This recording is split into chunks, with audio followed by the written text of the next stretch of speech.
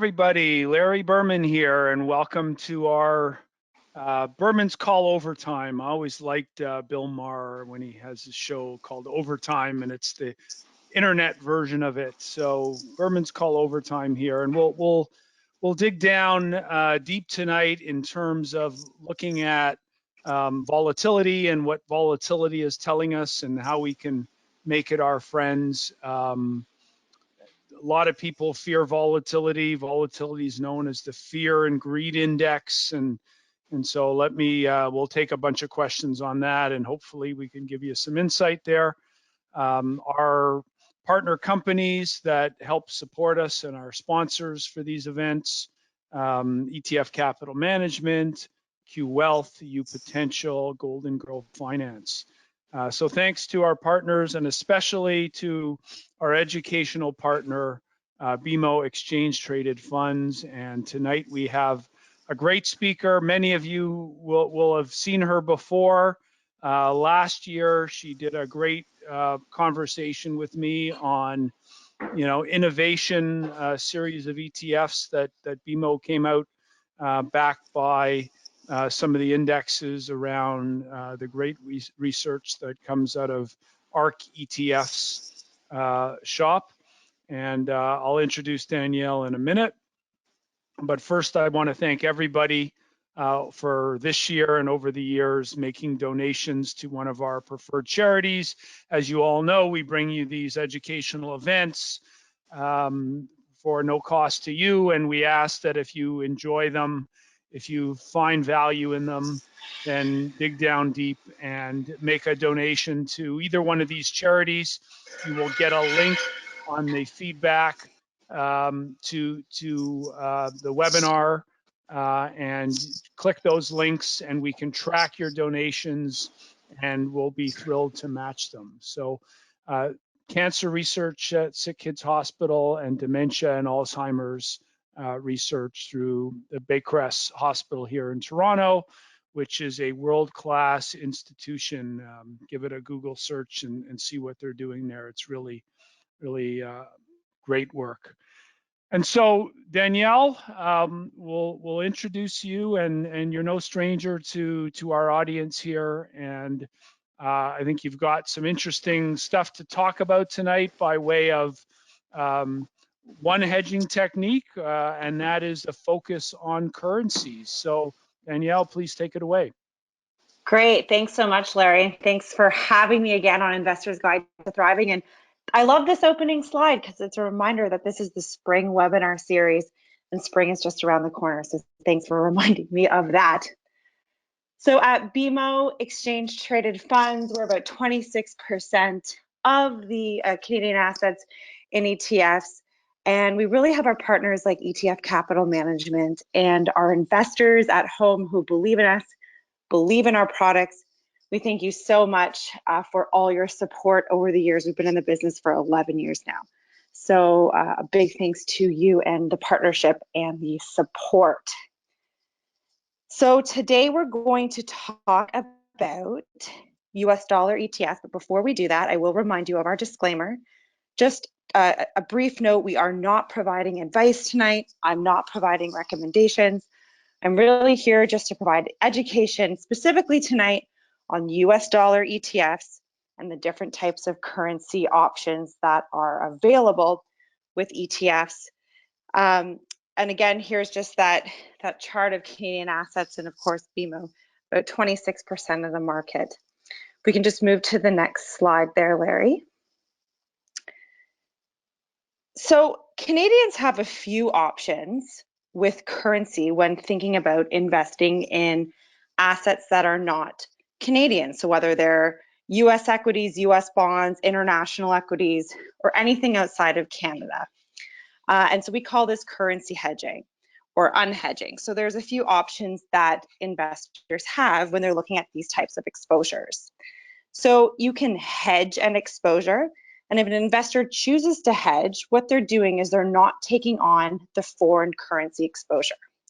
And if they unhedge their exposure, the investor is choosing to keep the exposure to the asset and to the foreign currency movement. So just as a reminder, if you are unhedged, the return on your asset will be the movement, appreciation or depreciation of that equity or bond, plus the appreciation or depreciation of the currency of the market where it is listed. So when you hedge away that currency exposure. So in Canada, we have 3 options for currency exposure when we're thinking about non-Canadian assets.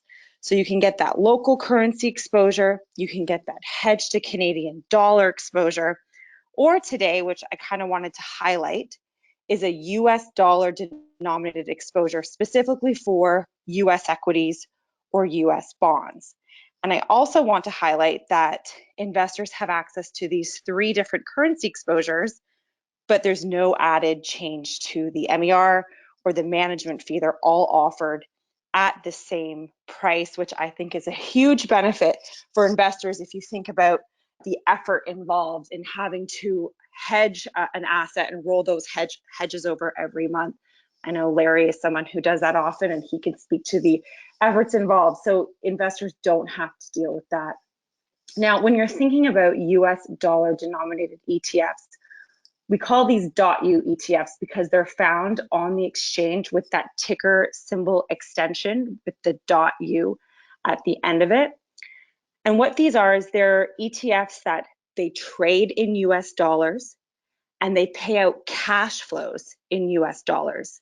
Yet they're listed here in Canada, so they're treated as a Canadian domiciled asset. So this has a lot of benefits for Canadians, especially since, you know, as Canadians, I think US dollar is the most widely used foreign currency. You know, Canadians are crossing across the border all the time, and now that things are opening up, we are heading back down there again for our vacations, to our vacation properties, and so forth. So using a lot of those US dollars. So some benefits involved with .U ETF. So you can avoid those exchange and transaction costs. It's really hard to pinpoint or to try to time a market, a foreign currency, and try to time the best time to purchase it or sell it. So if you're someone who uses US dollars a lot or has a lot of US dollars, staying in that currency and not having to come in and out of transaction costs can be a benefit. Another benefit is matching those cash flows to expenses. So think about perhaps you have a property down in the US that you're maintaining and you have frequent expenses in US dollars, or perhaps you have a child going to school in the US and you're paying tuition fees and residence fees and so on. The ability to get those cash flows from your ETFs in US dollars and match them to those US dollar expenses is quite powerful. And then a couple other benefits for investors: you're not dealing with US estate tax exposure. And again, that's because these ETFs are listed in Canada, so they're Canadian domiciled assets. And you don't have to worry about filling out a T1135 foreign exchange verification form. So just kind of simplifying the process for Canadians who are using a lot of US dollars. So if we just move to the next slide. So like I mentioned, the Cad Usd is probably the most monitored foreign exchange rate for not just investors, but for all Canadians. And this does move around a lot. And if you just look at the chart on the right, I pulled the annual year-over-year return of, or the year-over-year change rather, of the Cad USD rate. And you can see some years it's not moving a lot. Other years there's huge swings. You know, you look at something like a 2008 or 2007. So the currency can move around. And so again, that benefit just to stick your US dollars in .U ETFs and not having to worry about this volatility in the exchange rate. Now, if we could just move to the next slide. So at BMO, we actually offer the widest or the most options for .U ETFs listed here in Canada. We were the first to market with .U ETFs, but there are other providers who offer their own. Generally, a rule of thumb is US providers don't have a lot of .U options. And this is because they typically have their own US dollar options listed in the US, since they're US US providers. So BMO, but we do see the need. Investors are searching for these types of solutions. And so we've actually brought a lot of different choices to the market. So many, in fact, that investors can build a complete diversified portfolio of fixed income and equity ETFs, building them with all these different tickers here. Now they're kind of divided up. You have broad market exposure, so you can get the S&P 500 or the NASDAQ. And then those income options, like covered calls, we offer those as well in .U exposures. And just moving to the next slide.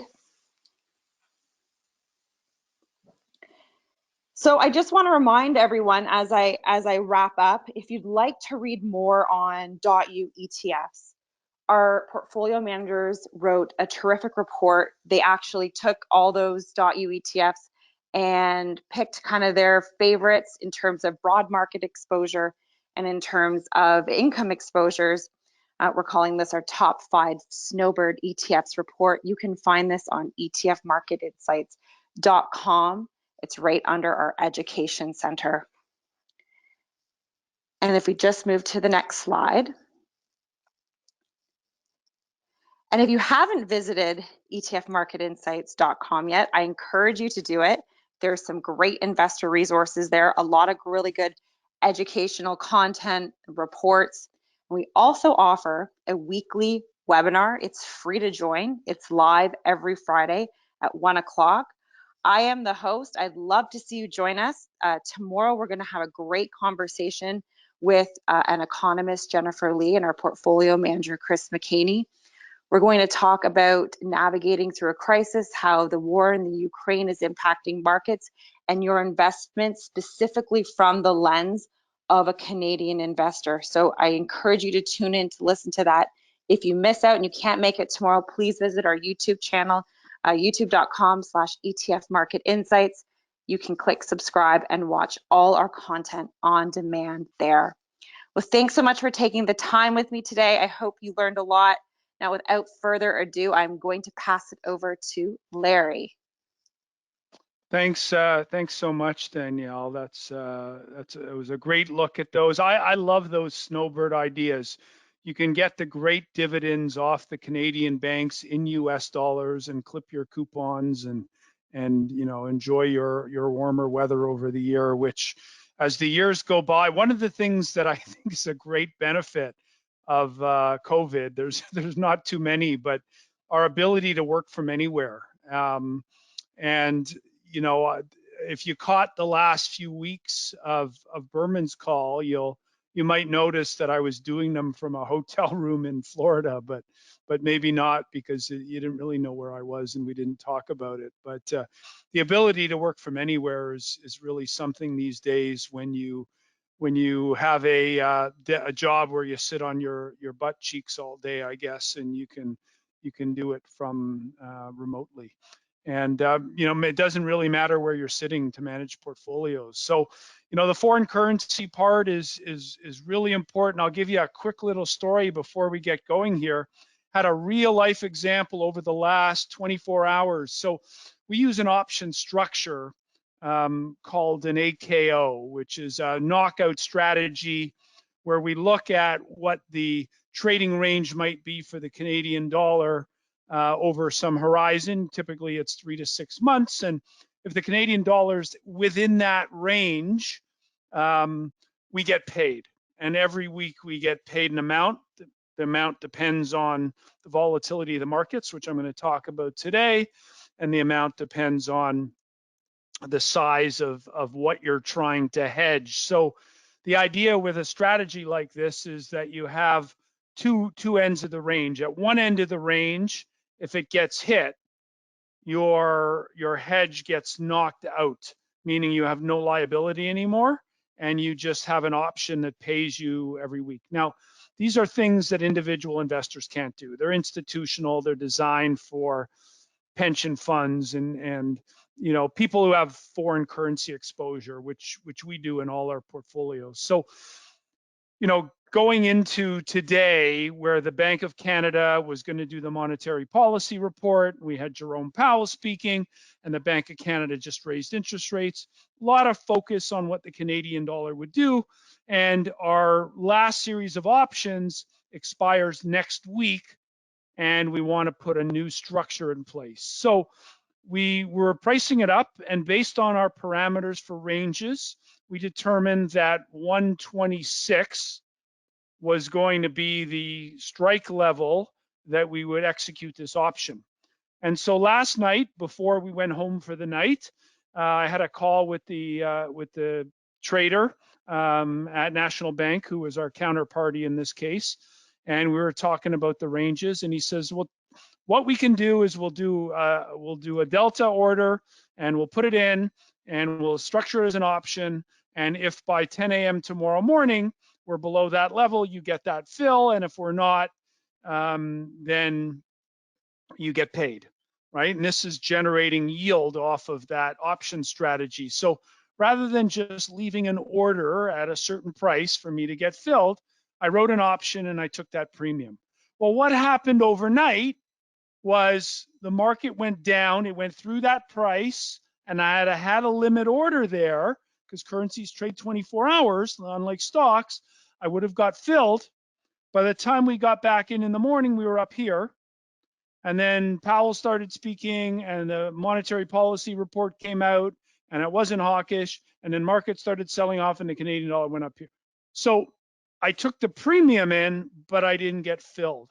And that's the nature of options and volatility and US dollars. So I thought that that would be an interesting story to start out with. And if you're not following us on our YouTube channel, please do. So today's agenda, geopolitical update.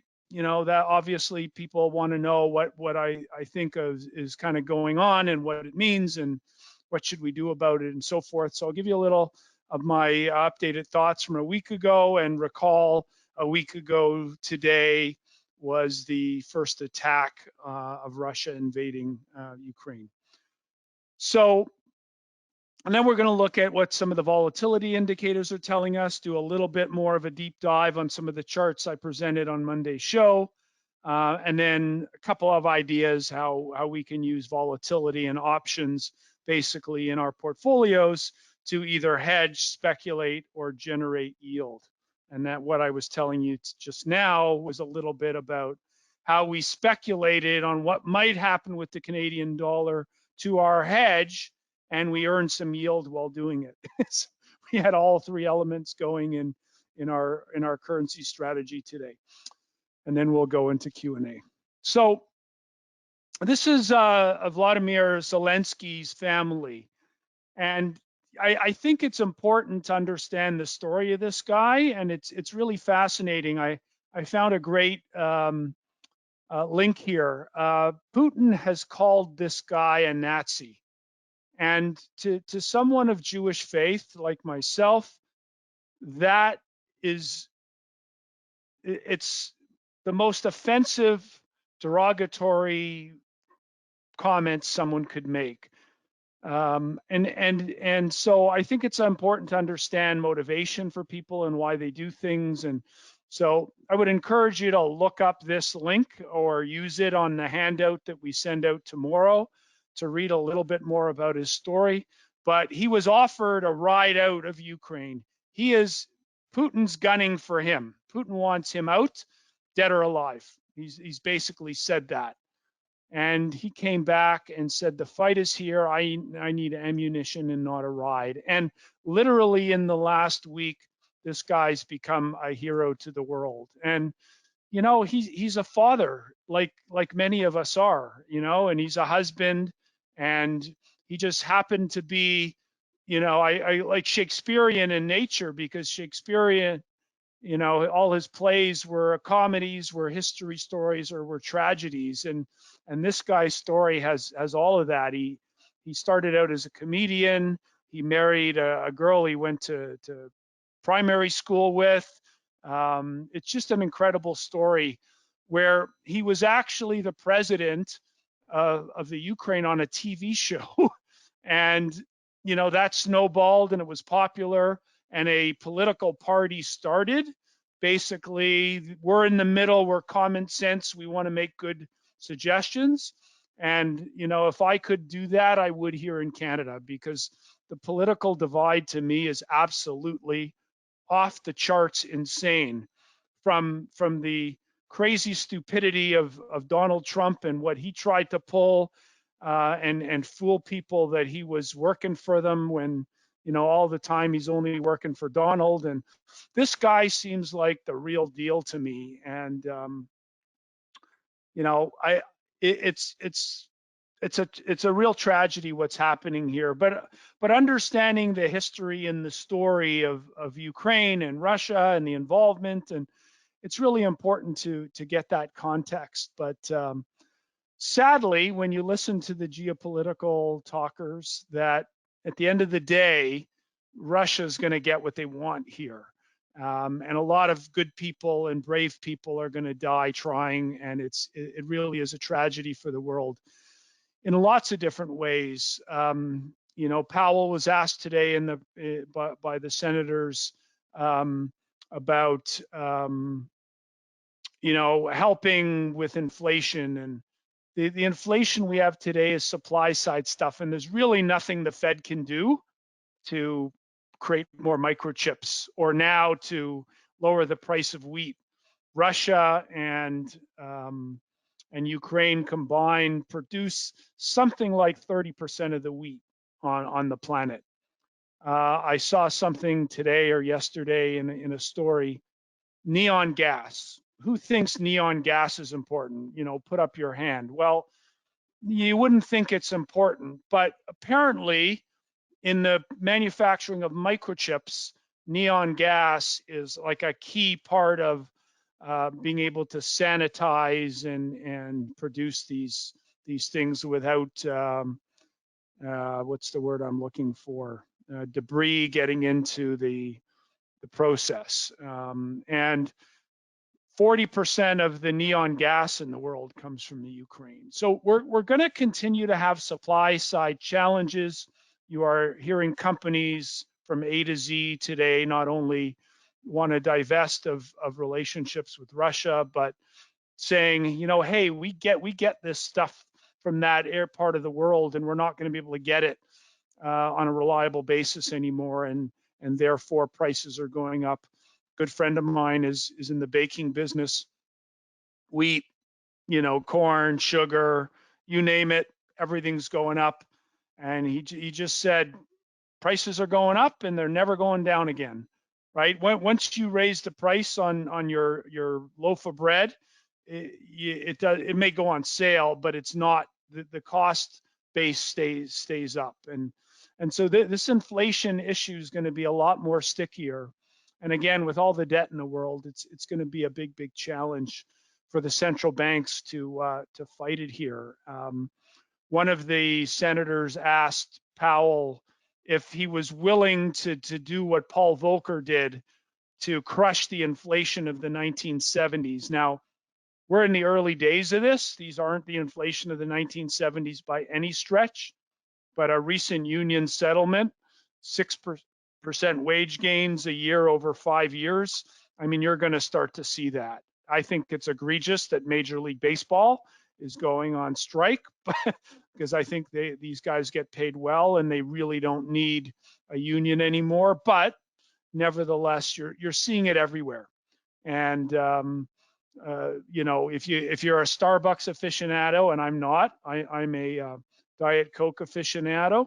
I could actually tell you when this was bottled based on the taste. Not really, but that's how much of an aficionado. Starbucks coffee over the last year has gone up about 9% for across the board. Last year, 8%.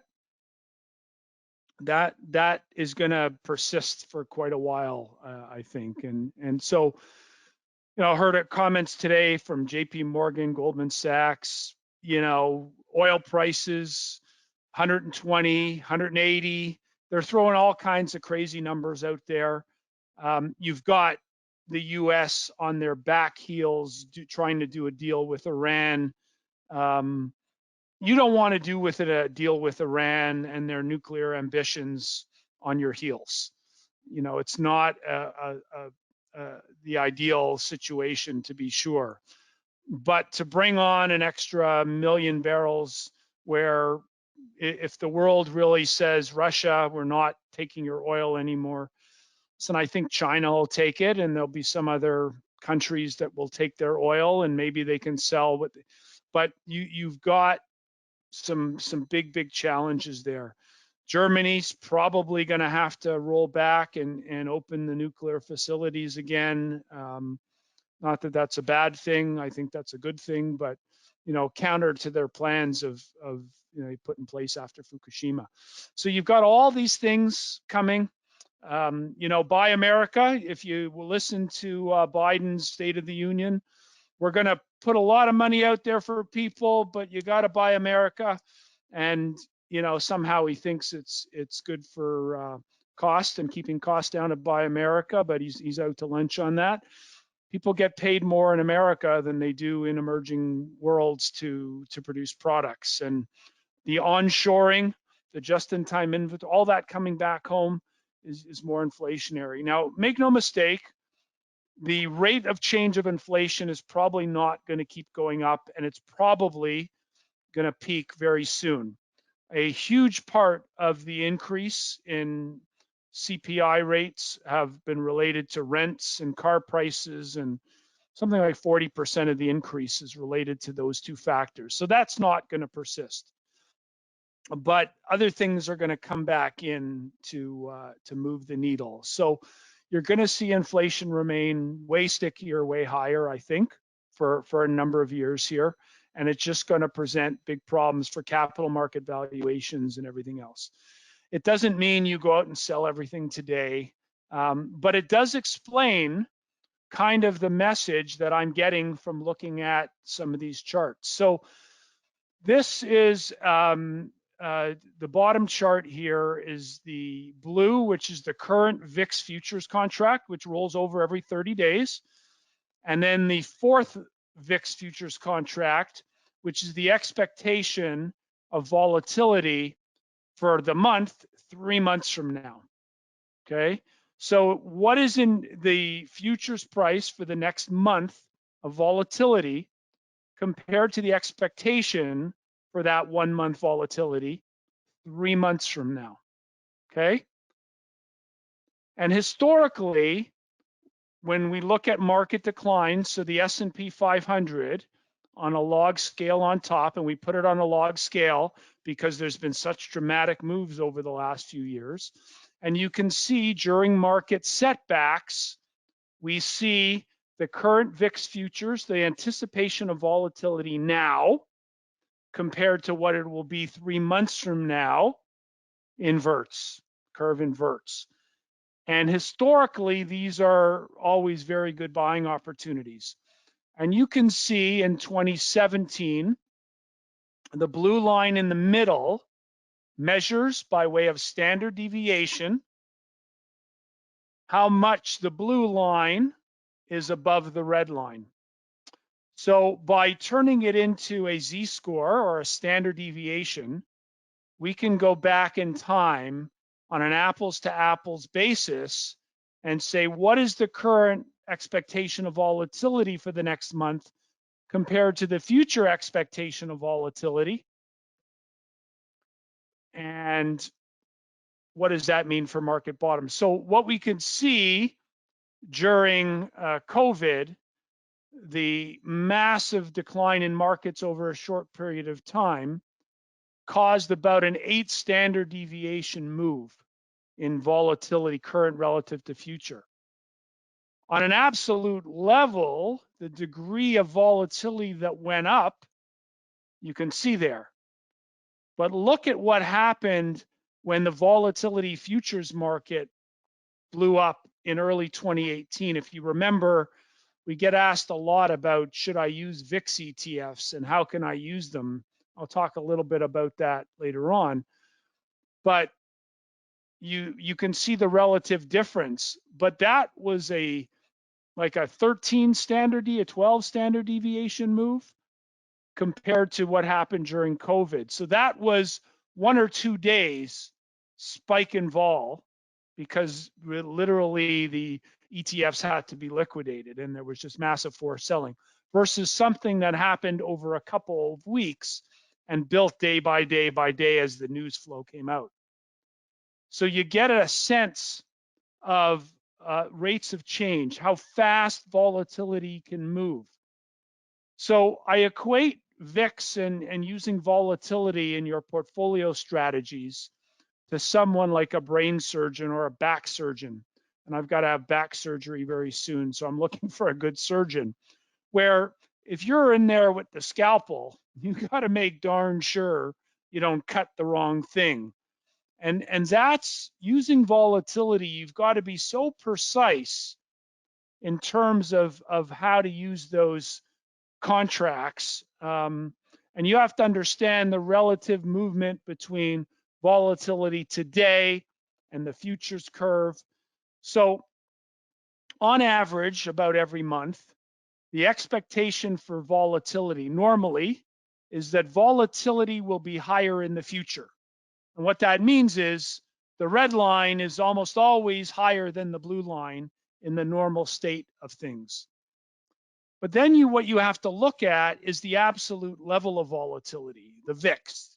So going back to 2015, you saw the VIX, so the current month volatility was in the mid-teens, and the periodic spike up a little bit.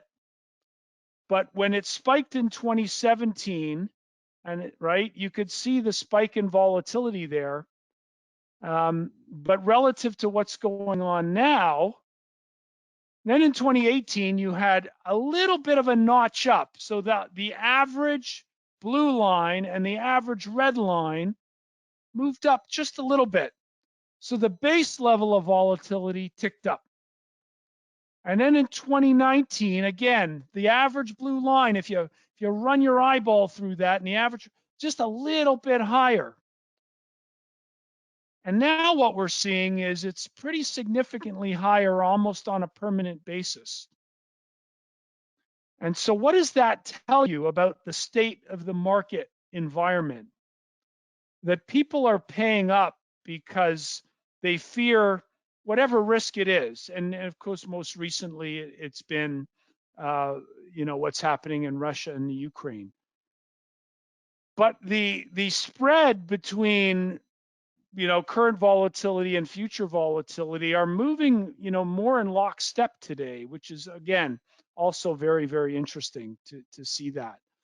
But it's that somewhat higher average level of risk that tells us that we're going to have more volatility likely on average until this thing settles back into the mid-teens. And it's going to be quite a while. I don't see that with the level of debt and the uncertainty around geopolitics and whether it's Russia or China or nuclear risks or whatever, political risk, who's going to be the next president, what's going to happen to Congress, are they going to spend, are we going to get a fiscal cliff? I think you're going to see volatility remain relatively elevated. The other way we look at volatility, and both these two are inputs into our Pro-I series. The other way we look at volatility, and the way they look at it in the CNN Fear and Greed Index, is they say, what is the level of volatility in the VIX, but not relative to 3 or 4 months from now, relative to its own 3-month average. So they use a 50-day average here. So what is current volatility relative to average volatility? It's just another lens on this. And you can see again what happened there during COVID and the other spikes in volatility. And so when volatility spikes, it's usually very quick, very brief. Question came in tonight, someone asking, Larry, what do we look for? Louis is asking, what precedes a market correction, an investor capitulation? Okay, so this is it, right? The extremeness in volatility is almost always perfectly coinciding with that capitulation. But what you want to see here, Lewis, is that at the same time, the big spike in volume, at the same time, market breadth readings really low, at the same time, the oscillators like RSI at extreme readings. You want to see all these kind of factors lining up together. Again, and that's really what the Pro Eyes series is trying to do for us, is trying to identify when these extremes are there. And you never know, because when you look at this blue bar here, and I'm not sure if you can see my screen pointer or not, but if you can't see it on the screen, I'm actually pointing to the first little peak before COVID. You can see the big peak that coincided with the market bottom, but the first hiccup shot volatility up significantly. It's about 7 standard deviation move. And then for a couple of days, came back down and then shot up again. You don't know that this peak in volatility that was 7 standard deviations, kind of in line with what we saw when the volatility futures blew up in 2018, if that's the extreme or not. You just don't know that. And that's the thing with looking at charts in hindsight and looking at them in real time, not knowing what's coming. And that's the hard part about knowing exactly when that capitulation is, Lewis. And that's why I always say you got to manage your positions by scaling in. So if you get, out of the 12 tactical indicators, if 5 of them are saying capitulation, that is 5/12 of confidence. If 8 of 12 are saying capitulation, and so forth. So how many are confirming that it's a major bottom? And the more that line up, the more confidence you can have that it's a major bottom, the better you can scale your in and outs. Okay, so Lewis, that's the best advice I can give you on that question, but it really is a very good one. So understanding volatility, the current state of volatility, again here, when you look back at the core level of volatility in 2017, 2018, 2019, and now each time a little notch higher. So we're not in normal states. Buying dips is fine, but right now it looks like the market trend is broken. If you look at the top chart there, the trend looks broken. And in all likelihood, with the Fed tightening cycle and the uncertainty around supply chains and inflation for the next couple of years, we may have seen the highs. And very possibly, and not unlike 2017, the markets made a peak. We went sideways. We tested it a year later. We went sideways. And ultimately, it broke out in late 2019 from, pretty much the highs of a couple of years. I suspect the next few years are going to be like that, where we'll have tradable rallies, but the trend is probably broken. And the best case scenario is we chop around sideways where the peak to trough isn't much more than 20%. So your typical kind of bear market correction, and not, a 30 or 40% one. But if circumstances line up and governments are unwilling to spend and central banks cannot monetize and do more QE, because that's going to fuel inflation and bubbles, then we may very well see a recession, in which case multiple contraction, earnings contraction, and the corrections tend to head 30% plus in those environments. And that is a very real risk. Is it 2022, 2023, 2024? Stay tuned, because we don't know yet. So that's kind of my top end talk tonight. And now I'll drill down into some ideas around, how to use options. So taking advantage of volatility, hedge when the cost of hedging is cheap. So when VIX is low, buying a put is cheap, and that's where that would be your cheapest strategy. But really understanding options and how to structure a caller or a put spread or a short call spread position, so that you can make money when the markets go down. Last time around, I talked about put ratios and all kinds of strategies to make money on pullbacks and buy things cheaper. And there's lots of things we can do with options and hedging, but callers are one of the things we can do. I've talked about those innovator ETFs.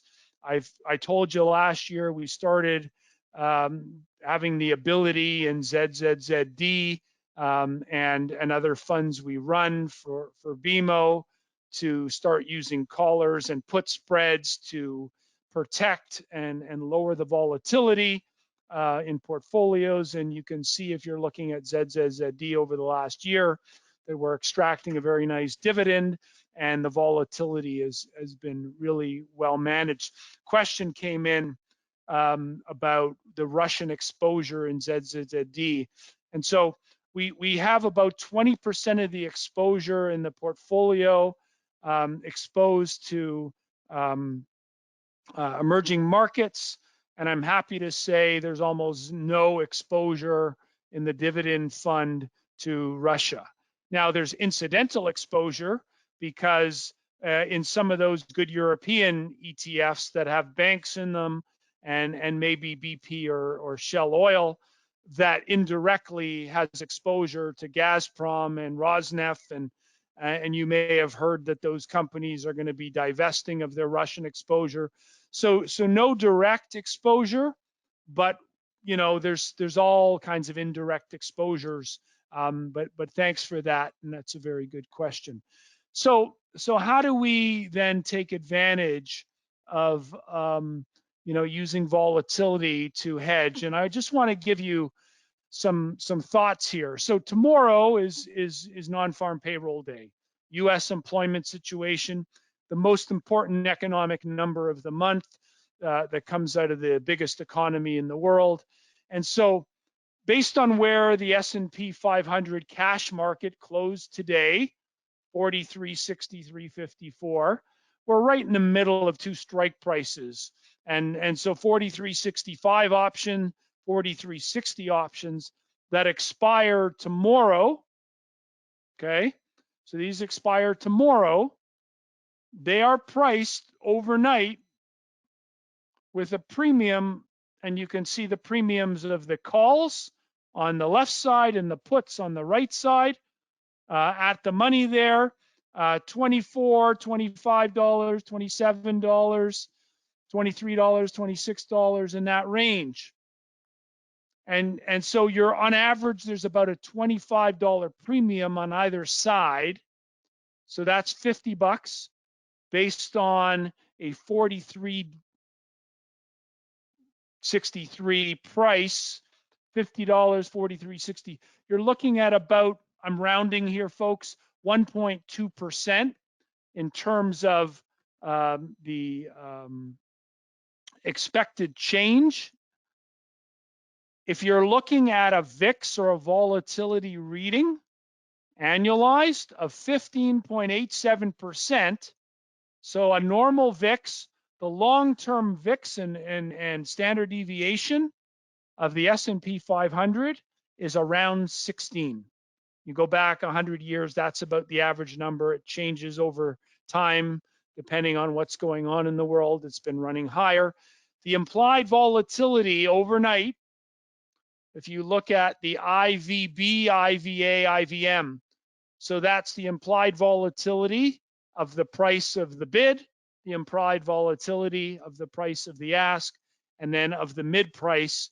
And for big size professionals, you're gonna trade somewhere near the middle of that range, a little bit off of it for a market maker spread.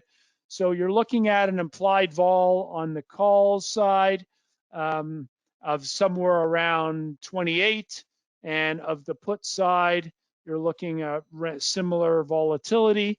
So if you took 28 implied vol and you divided it by the square root of 252, that gives you a projected range tomorrow of about 1.8%. So the options market is basically saying is underpriced here. So theoretically, you could buy a put and a call, spend that $50 premium, because the expectation of the volatility is actually priced for a much bigger move. So that's kind of interesting. And that's one of the ways where you say, you know, can I hedge? What is the cost of hedging? So if you think there's a big move coming beyond that 1%, you know, you can look at a 42.20. So 42.20 from where we closed today is about 1%. And so a 43.20 put would trade at about $12 and change. And you can see the bid ask on that put. So if you think a bigger move is coming, you can spend $12. Now, we would have to be below 43.08 basically for that to make you any money. And it very much becomes a mathematical exercise on the cost of hedging. Now, again, if you were long the S&P 500 by way of risk and you wanted to do a covered call and you looked at it and said, okay, a 1% move higher, 44.10 approximately, you could take in $6 in premium, roughly from that, the bid side of that to 670. And so you could do a covered call for one day, and if it moved up above 1%, you were long SPY, you know, you would have to deliver against that, but earn extra income. So you have, it's a mathematical exercise. That's what options markets are. That's what volatility is. It's insurance, folks. Now, I'll make a statement and a comment that, you know, hedging tail risk is actually pretty expensive. And in general, paying premium for 1 or 2 days doesn't make a lot of sense. Again, this is about the scalpel idea, and that you've got to be pretty darn precise on your forecast or you're going to lose a lot of bets, right? That time premium, that $12 put for that 1% move to the downside evaporates very quickly if it doesn't happen, right? So your time premium theta evaporates pretty quickly. So how do you go about hedging your portfolio if you want to hedge for the next month or so, or 2 months? How long is this war going to last? So one of the things we have on in the portfolio ZZZD right now is a hedge through the end of the year, where I've bought a put spread to protect about 10% of the downside volatility. And I've wrote a covered call about 10% higher, so that if we're wrong by the end of the year and the market goes up, I still have 10% upside before I'm kind of, you know, giving up the upside. I get called away on the portfolio. And right now, I have about a quarter of the portfolio value hedged with that structure. So if we go down 10%, I'm going to go down 7.5 approximately right now. Now, if I thought we were going to go down 10% tomorrow, I can increase that hedge.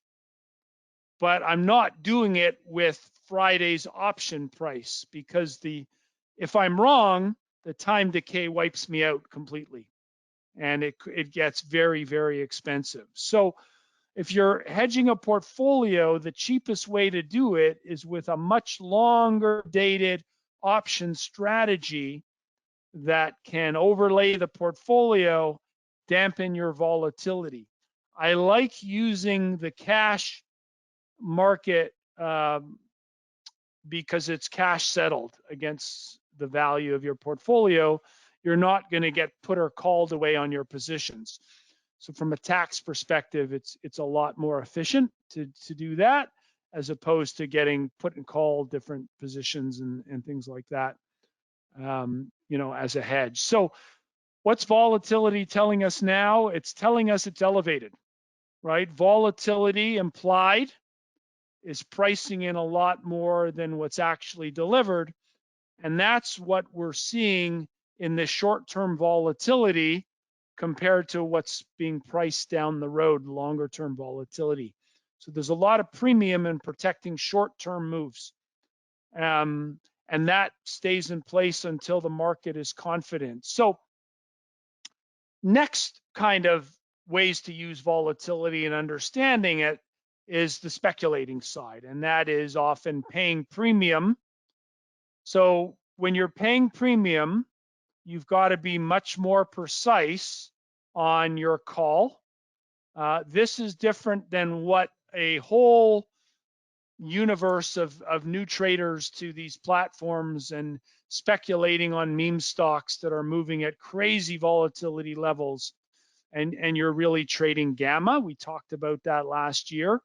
That's not what I'm talking about here. I'm talking about strategically putting on a call spread position to define your risk and return, or a short put spread to define the opposite of that. Risk reversals, which are basically callers, where you're selling a put to buy a call or selling a call to buy a put. And really here, what you're doing again is a mathematical analysis of what the delta is in terms of what your risk is, what the change of that delta is, which is your gamma, and is there any skew in terms of forward pricing relative to current pricing, puts relative to calls, in terms of how to structure that. Again, folks, mathematical exercise, and you need some heavy tools to do some heavy lifting. So it all starts with a chart. I'm using the energy trade here. So this is XLE. I had exposure to XLE in some of my portfolios in energy, which the direct exposure we got out of completely yesterday, relatively near the highs of this trend channel that I've drawn here. We're now getting into the area of pretty darn major resistance for this ETF. You can go back and look at some of the levels that were traded in 2014 and 2015, before 2014 really, before energy prices collapsed, and the last time WTI was over $100. And you could look at some of those levels, but many of those investors that divested for the purpose of the ESG, they're not coming back. If you've adopted as a portfolio manager ESG, and energy has been leading, like it's up 30% year to date, you're just going to underperform. You're not coming back if ESG is a thing for you and starting to overweight energy trades here. So you've got a permanent discount that's come in because of the underinvestment. Now, the people who haven't adopted ESG as a model and don't care per se in their mandate, or they don't have to care in their mandate, they are going to be in this sector. And the question is, are we going to break through this resistance? So let's say that the highs from 2017 and 2018, it's going to be tough to get through them. But if we do, how do you position this from a portfolio standpoint? Where would you buy it and when, and what's the price target, and where would you sell it? I mean, that's it. So if these highs are going to be real, then the upper 70s is where this thing is capped, right? So let's look at some of the option strategies here, because into this very overbought condition, where if you're an RSI guy like me, and you look at this and you say, wow, we got this divergence building here. And you know, from a studying RSI perspective, buying into an overbought situation when there's a divergence building is a bad bet. And this is why we unloaded our XLE exposure this week in all our portfolios. And where we had other exposures, we cut them in half and reduced them and so forth. So in my equity stock fund, the only two exposures I have right now are Shell and BP, because there's tremendous value there in those names relative to price targets and relative to some of these US names.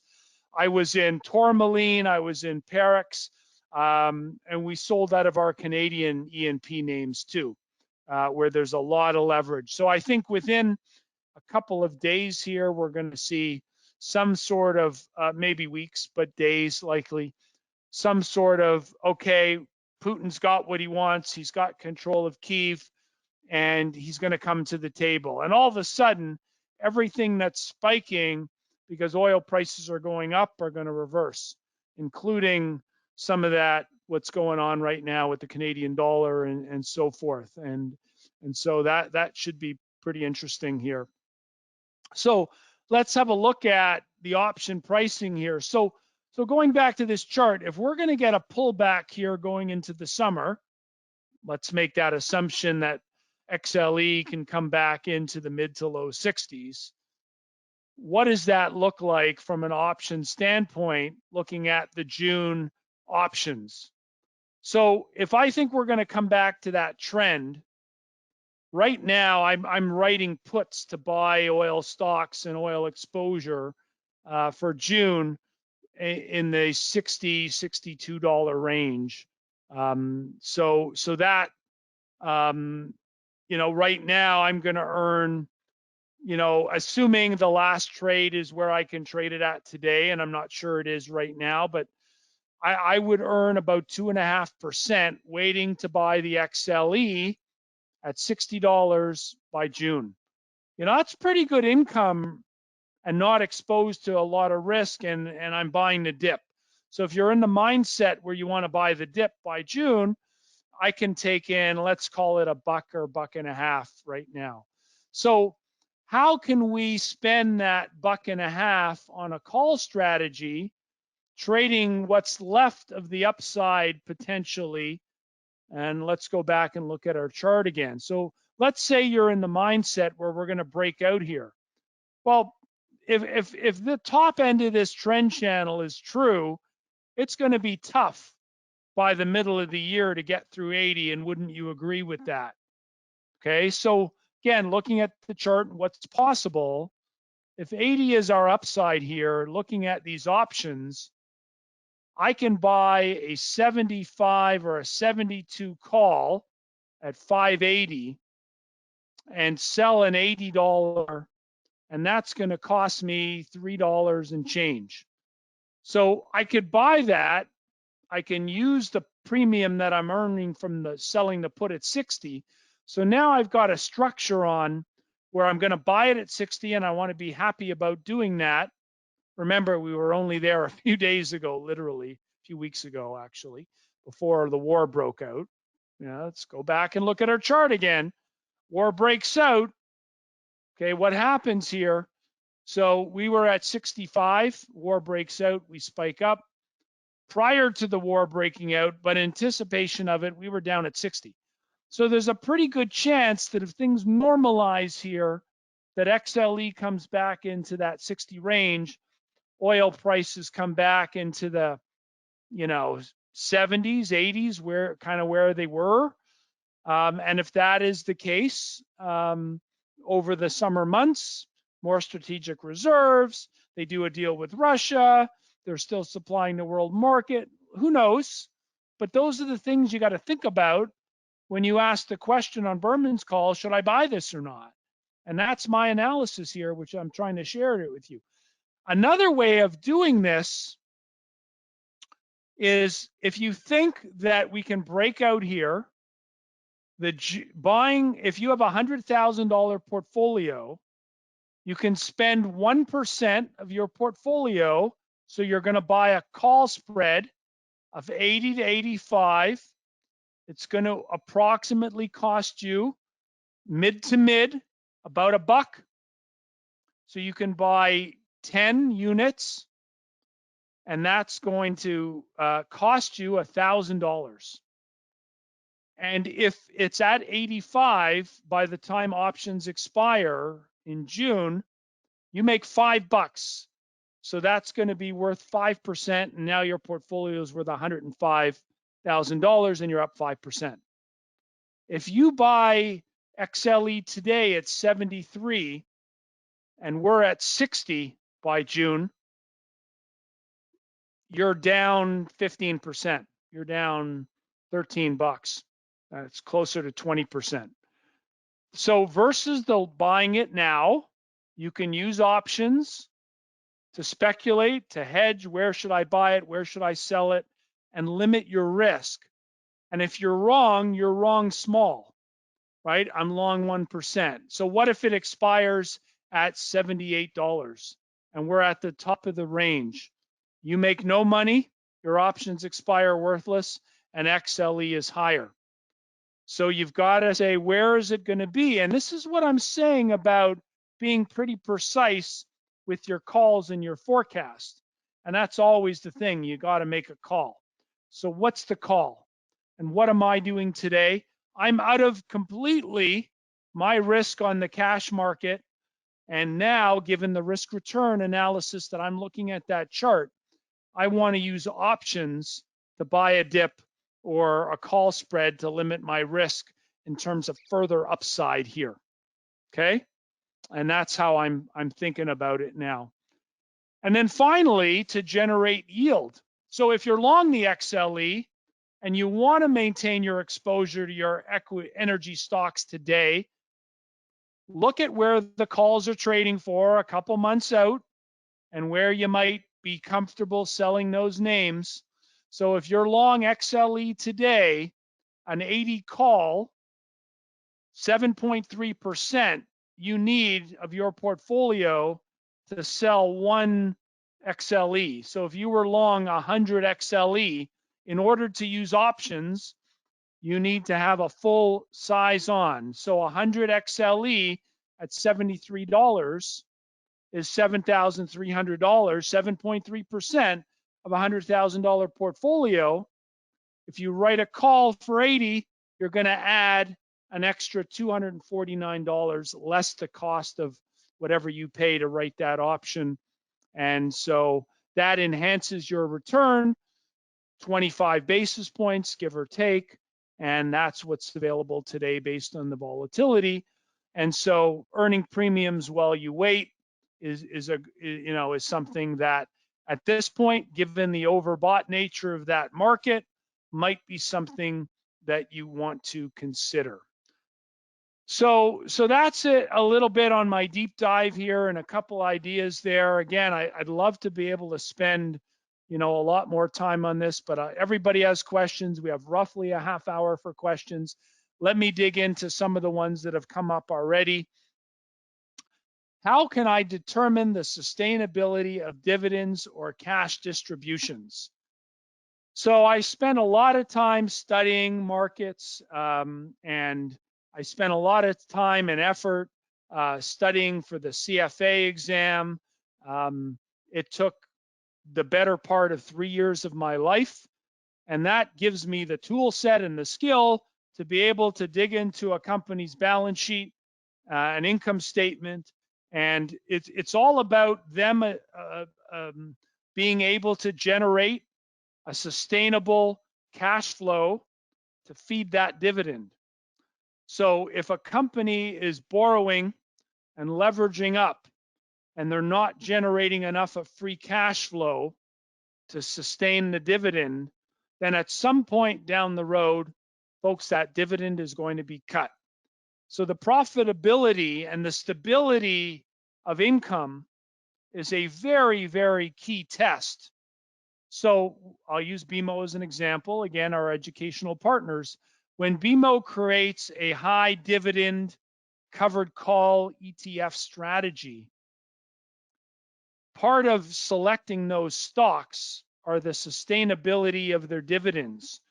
They are actually doing factor-based analysis, looking at the quality of the dividend and the sustainability of the dividend, and putting that name in that portfolio.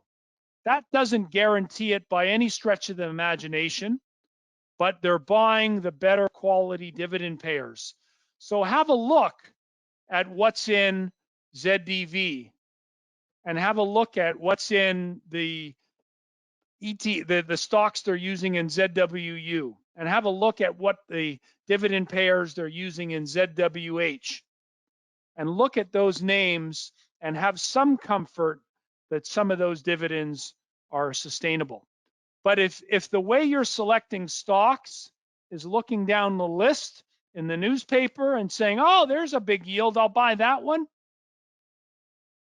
you're gonna come into problems. Okay. AT&T, great example recently in the US. Let's have a look, and let me bring in this chart here, and I'll have a look at TUS. So AT&T, guess what happened on this day right here? They cut their darn dividend. Now here, it was yielding 8%. Rallies up, good dividend payer. There's some tax loss selling end of the year. Whatever was causing the weakness in December, and that came through the market. Whatever it was that caused that, stock rallies back up to its pre-selling level. These greenies means they beat earnings. So AT&T has generally been a good trend. You know, what happened here? I'd have to go back and check the news on that. I'm not sure off the top of my head.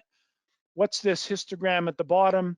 This is the analyst price target up here, the average analyst price target.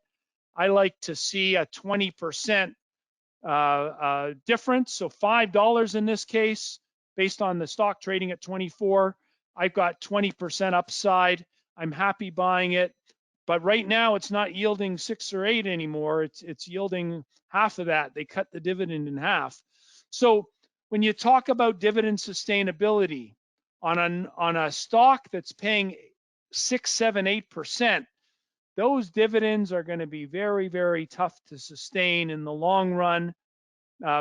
Let's look at the Canadian banks. Canadian banks pay out somewhere around 50 to 60% of their earnings as a dividend. And so that dividend payout ratio is important in terms of sustainability.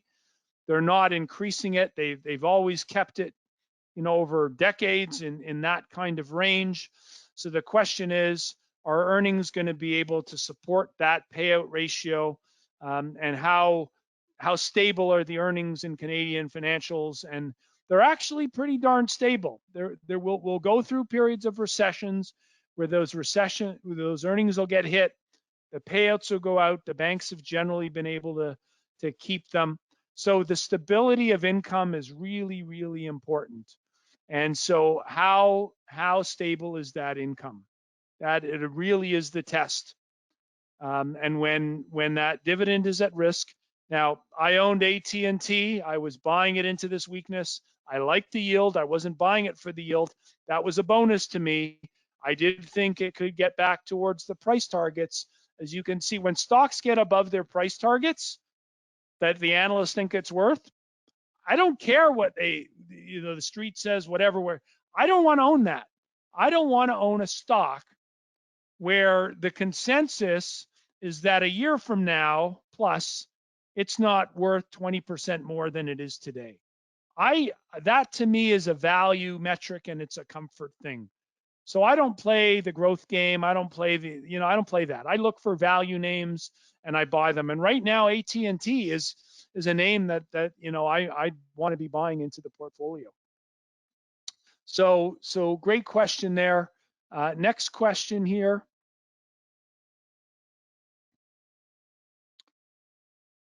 Okay, so I found your BMO guest and his ESG presentation very interesting. So that's referring probably to last year. We had Mark Webster on, and he referred to oil sands as tar sands. I guess so. So, the question here is that and I addressed this a little bit in my XLE comment today, that people who have been underweight oil and gas stocks are red on the year. And so ESG investors are in for a rough 2022 if the trend continues. And I would say yes, except I think a lot of it is in, and I'm not sure there's a whole lot more. It's not about what the returns were. It's always about what they're going to be in the future. And if my analysis of I want to buy into dips, but at this point I want to reduce my exposure, and I've been selling into the strength here, and I think we'll normalize. The spike here will go away. The timing of that is too hard to be precise to the day or even week. Sorry, I don't know anybody who's that good. But I told you what I've done here, and I've lightened up.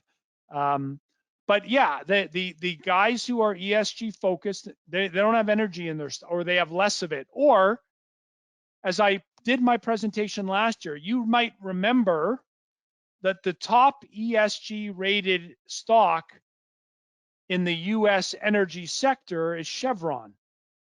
Not because they don't produce carbon or contribute to global warming, they most certainly do. But of all the energy stocks, they have the highest ESG ranking on the environmental part, where they're investing huge in green energy, and they want to be the energy company of the future and so forth. So it depends on your mandate. ESG is not just the environment. There's the social and there's the governance aspects too. And right now, the social and the governance are catching a lot of Russian questions. Again, asked tonight, what's my exposure to Russia? Everybody cares because, you know, of what's going on there and what Putin's done. And, you know, I think he's going to come out on the wrong side of history. The fact that Donald Trump still can't back away from who Donald Trump is and saying the guy's a genius, just it's mind-boggling to me. In my opinion, what events or occurrences will trigger a pre-correction investor capitulation? Will trigger a pre-correction? What signals or signs can individuals look for? This might be the same kind of question that Lewis asked. So I may have answered that already. And if that one came from you, Lewis, then I did speak to that already. So, you know, good question. So let me go to some live ones now. I'm assuming I'm only interested in high returns, agnostic about getting distributions in US dollar, and my time horizon is 5 years plus. Is hedging or not still something I should consider? So Zach is asking that question. So the question is, hedging what? If you're talking about US dollars, that chart that Danielle had up there with the year-to-year changes. So the Canadian US dollar exchange rate historically, about average over time, it's neutral. In any given year, 5% plus or minus. Some years 10, some years more, depending on what's going on in the world. And so over a 5-year horizon, if over that time frame, Zach, you think the Canadian economy, the Canadian market, and what's in our index and energy and money flow. So last year's Canada's balance of trade was positive. More money came into Canada than left, largely because oil prices went up and the stuff we sell, commodity prices went up based on the stuff we buy, fruits and vegetables and things like that we're importing. Much more to it than that, but I'm being very simplistic. We sold more dollar value than we brought in, more dollars came into Canada. So the Canadian dollar, you know, was a little bit stronger. So yeah, you take that 5-year lens and you say, terms of trade, is Canada going to be better off? Are more dollars going to come in or go out? And then there's the capital account. So you have the trade account, and the capital account is investing into Canada. So that whether that investment is buying a bond of Canada or a stock on the TSX, or investing and buying land where some foreign national comes in, they buy a Canadian company, they buy a piece of land, they build a condo. That's foreign money coming into Canada, foreign business investment, it's called. Those are the big swing factors in terms of money coming in and money coming out. So you look at the capital account and the current account, and when those are both negative and it's trending that way, you want to be hedged because more money on average is going to be leaving Canada to purchase things otherwise, or we're investing more in the US. So Canada is 3% of the world. And I've said for years, notwithstanding the current, trade on for commodities where Canada's outperforming, I can almost promise you that's not going to last. Although I can't make investment promises, but my expectation is oil prices aren't going to stay like this, but maybe they will for a couple more years. But eventually, oil prices probably come down, probably back to, I would say, $50, $60, $70 is probably where we are 5 years from now. But we'll see how it all plays out. So I would say right now, you want to be hedged for sure. Canadian dollar south of 75 cents. And towards 85 cents, you want US dollar exposure. We're somewhere in the middle of that right now, and so it's noise. So it depends how sensitive you are, Zach, to that currency movement. That would define whether you want to hedge or not. If you're talking about hedging not US dollars, but hedging market risk, I would say for the next couple of years, you want to think about hedging more and doing more covered call type stuff to enhance your yield than you are thinking about being a growth investor at this point. After the next major market correction, typically defined by 20% or more from a peak, that's where you'd want to be unhedged from market risk perspective and be more growthy in terms of future-based returns. I wouldn't be thinking that way now. Great question. Larry, ARC-type holdings such as Teladoc and Palantir are down 60% to 70% in price. How would I choose? Oh, well, turns out I anticipated a question around that. And so I prepared a screen here, so let's have a look. So if you can see this, it might be a little bit small, folks, but here are the holdings that are in the ARC-K ETF and their price movements today. So the question then is on some good stocks. So I love Teladoc. It's a name we own. My average price on Teladoc is around $100. So I'm offside on that position.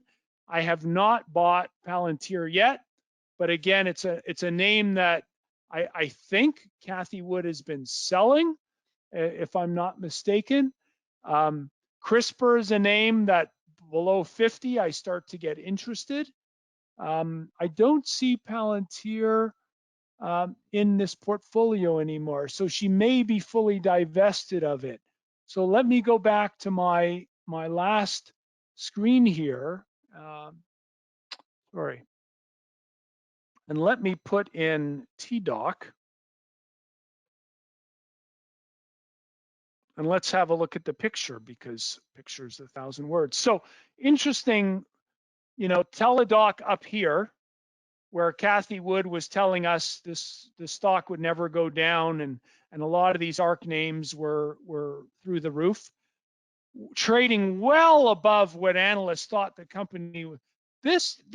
When you're buying a name that's well above where analysts on average think it's going to be worth in a year, wow. So again, buying a stock when it's about 20% below the one you've got a level of buffer there. But look what's happened. So if you would have bought this dip when it was 20% below that price target there or whatever it was there, look at what happened to the price target over time. So earnings come out, they miss, earnings come out, they miss, earnings come out, they miss. The price target, analysts start bringing it down, bringing it down, bringing it down, bringing it down. And we're still in the mode of them bringing it down, despite the fact that the last two earnings reports beat. The price target is still coming down. Why? Because humans are humans, and they see the current price and they just do that. And so just because they thought it was worth that much a year ago doesn't mean it's worth that much now. And they got it, obviously they got it very wrong, because here, when you looked at what earnings were, these guys actually don't earn a lot of money. Now they might in 2 years, 3 years, 4 years, 5 years if they execute well.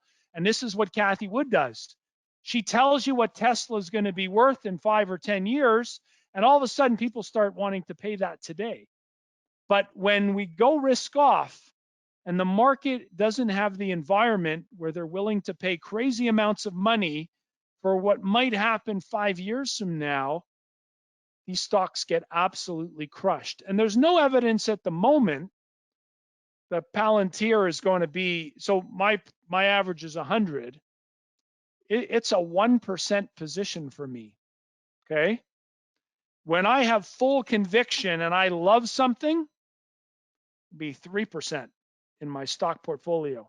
So just bear that in mind when you think about sizing positions and whatever. Let me take a look at the clock here because I haven't looked at it in a while. What is it? So 8:20. We've got 10 minutes left. Okay, so that's Teladoc. We look at Palantir here. You know, these guys are going to be a huge part of what data is all about. But you know, look at what happened here. So here's the stock that you know got into a mania. It kept going up. Analysts kept this traded. So it doesn't mean that once a stock gets above its price target, it can't be invested in. It can be traded. But the volatility of a name, when you get into that kind of market where it's trading so much above where its fundamentals say it's worth. So, you know, pre-COVID, this isn't even pre-COVID. This is, you know, IPO back here. So this is post-COVID, 2020, in the fall. This stock comes out at $10. Trades down to a low of 9, roughly 892 was the low. Analysts thought it was worth at the IPO $13. It went down. They downgraded it. Boom! It beat earnings. It gets stupid. They think it's worth $14, $14, $15. So 25 at the high was the high average price target. Now we're back to an average price target of 16. So who knows? But, you know, back at the IPO price, there was a bid there. Somebody likes it at that price. So I'm comfortable. So I'm writing puts right now at $10 every month. And, you know, one of these days I may buy the stock, I may not, but I'm earning 2 or 3% a month now over the last couple months, writing those puts at 10. To buy the stock, and I don't own it yet. But below 10, I think there's a story there, and that's, you know, so great question, and that's kind of my lens on that. Why does Zed Pay keep going down? Okay, so again, let's look at a chart here. Let's look at Zed Pay. So the 3 ways you can own Zed Pay is Zed Pay, Zed Pay F, Zed Pay U. Unhedged US dollars, hedged Zed Pay F, and then the US dollar unit. So let's look at it at the Canadian dollar unit. And let's look at it, you know, over a year. So over a year, up and down, up and down, up and down, and it looks like no return, okay? Let's look at Zed Pay F. This is the currency hedge version, okay? So again, year over year, looks like it's down. Let's look at Zed Pay U in US dollars.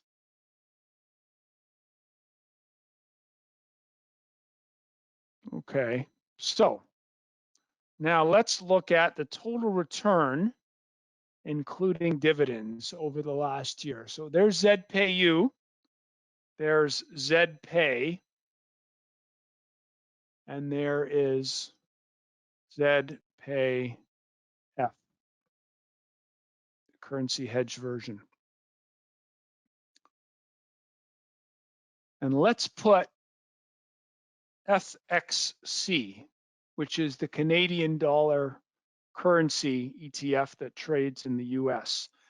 And so what you can see here is the Canadian dollar goes up and down and up and down and up and down and up, and end to end, Canadian dollar value from a year ago is about zero, right? It's less than 1%.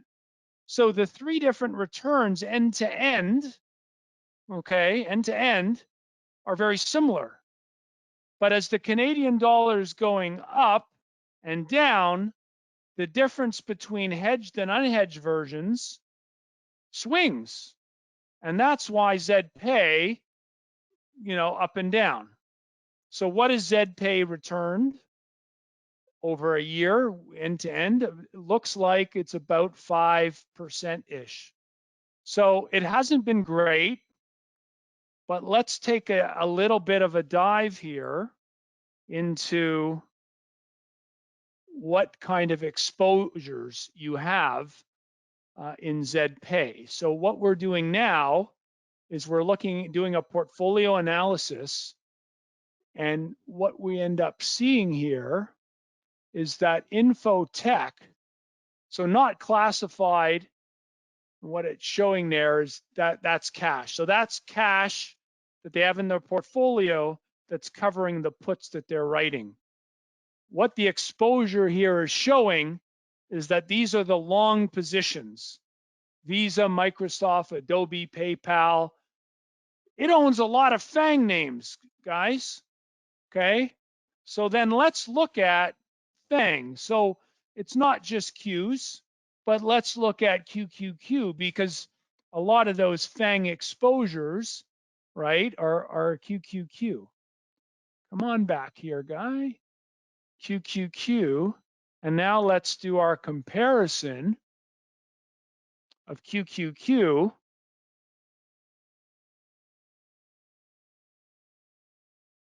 and Zed Pay.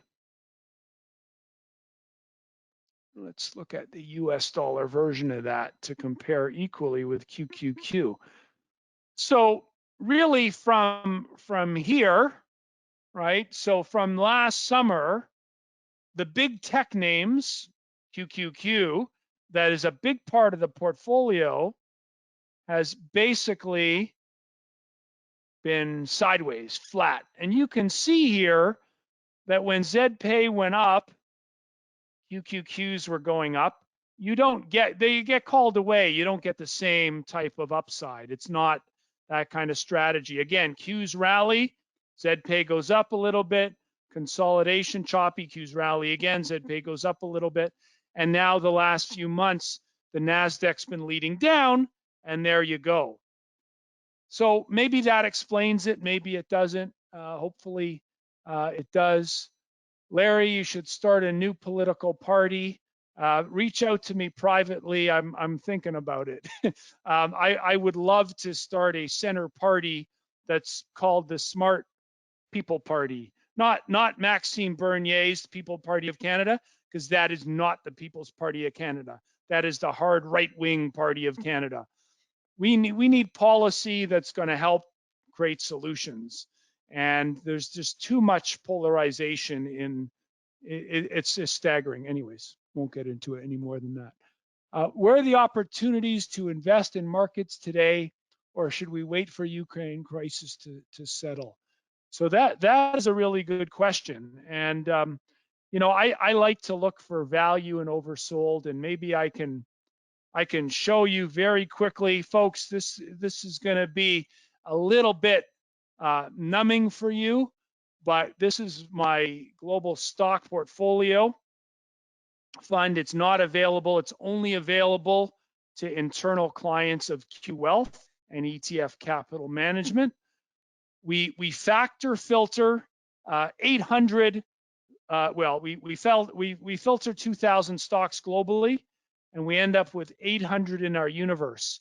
And we slice and dice them by sub-industry level. So you could see advertising, cable, television, film, TV, etc. And you can run down the list here of so you have consumer staples, consumer cyclicals, and then we get into energy stocks. And so in my energy names, Cameco, 1.55%. The current position based on my average cost is up 22% from where we bought it. Shell and BP, I mentioned I own those two names, just under 1% each, up 19%, up 27%. I had Tourmaline, and I had EOG, and I had Parex. They were all up 30+% from where I bought them from a few months ago. They're all out of the portfolios now. If these correct another 10, 15%, I'm going to start nibbling and adding them back in.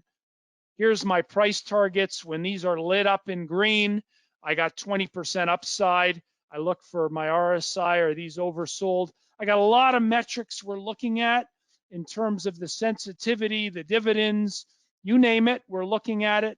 There's the Gazprom there. It was in our universe. I never owned it, but it filtered well as a name that I might want to own. I'm not going to own it. I promise you that. And so, you know, it gets into the banks. We own a couple banks. Where do we own that exposure? I own Mitsubishi Financial. My average profit's 31%. I own HSBC. We're up 24% on that. But I own some names here that are underperforming. I own Invesco as my exposure to the investment management section. Okay, I have all these names I could buy, and right now I've got a 1% position in Invesco, and currently it's underwater 11%. Okay, but I think it could be worth $25 to $27 a year from now, and if I really like it, I can make it up to 3%, and currently I have 1. Folks, when you call in on Berman's call and say, should I buy it now? And I talk about a full position and a half a position and a third a position, it's position sizing and scaling in and scaling out as to you know what we do in the portfolios, as to where opportunity is now. I see it all over the place. There's a lot of names out there where there's upside price targets. Right now, they're very oversold. Some of the best names right now are in the insurance area. It has to do with the yield curve, sensitivity to interest rates, and so forth. So we're out of time tonight, folks. You know, great question. I'll do a deep dive next week on individual names and give you some ideas around where to invest. Have a great week, everybody, and let's pray for a good outcome, you know, around the world. Have a good week, everyone. Bye.